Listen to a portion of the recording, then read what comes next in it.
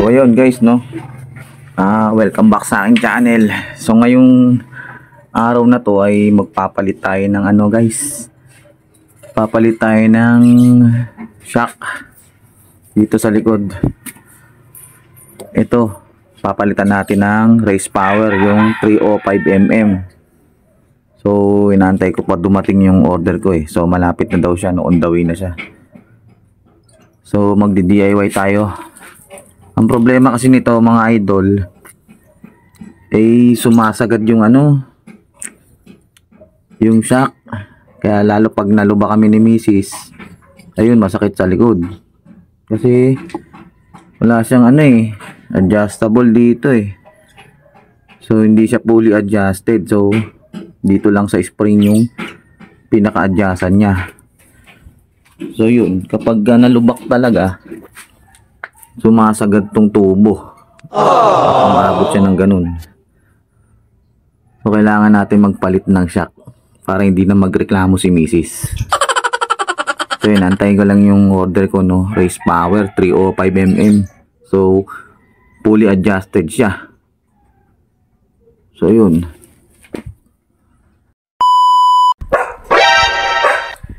Yun, dumating na yung order natin. Ito na yung race power.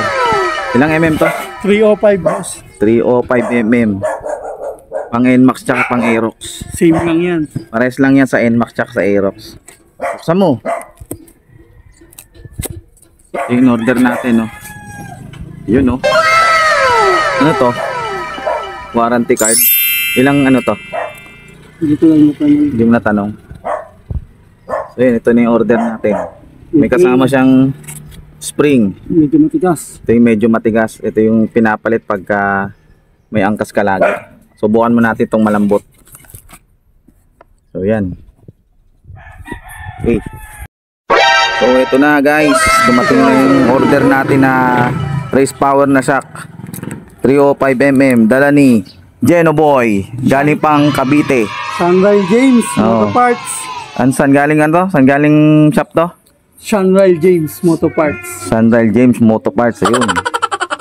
So yun, magdi-DIY tayo, kakabit natin to bago kami bumiyahe. Okay.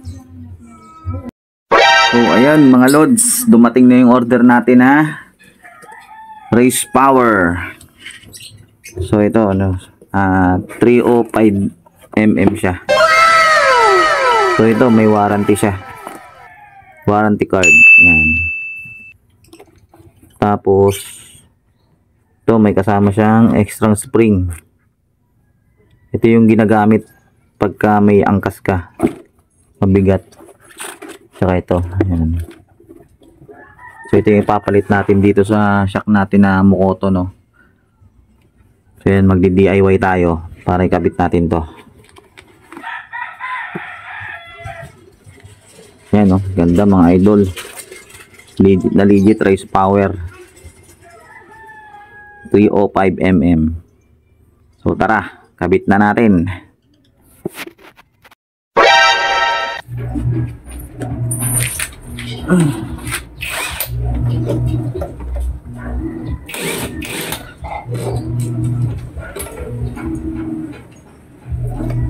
So yan mga idol, papalitan na natin tong shock natin ng race power na 305mm. So itong medyo mahirap tanggalin dyan, no, kasi masyadong dukutin. So yan.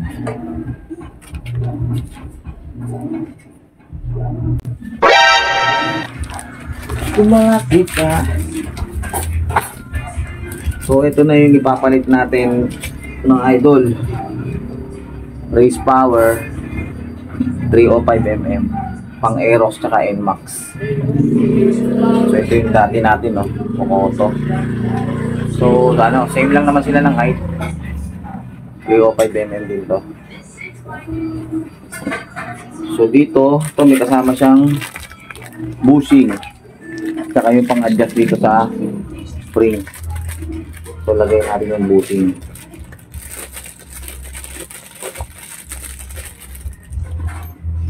Yan. Lagay natin to dito. Yun, no. Saktong sakto mga idol. Kasi ito yung gamit ko na tornilyo. So, kailangan walang alugtok. Yun, sukat na sukat. Okay, ganda. So, yun, kabit na natin.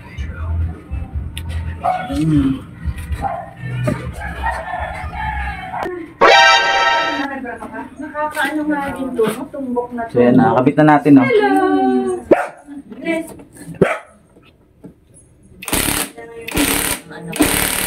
Malaki pa sa kanya. Ayan. Okay lang yan. Hindi lang yan. Kumain na yan. Kumain na kami. Yan, kabit na natin yung isa. Maglalunch na kami. So, ito naman, mga idol. Ayos na nga doon eh. Sa kabila. Pinatapos ng ulo yung kasama sila kang dahil.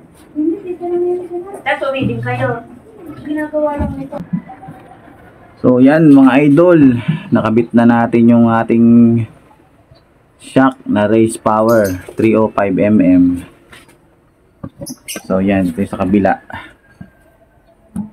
So, susubukan na lang natin siya mamaya, no?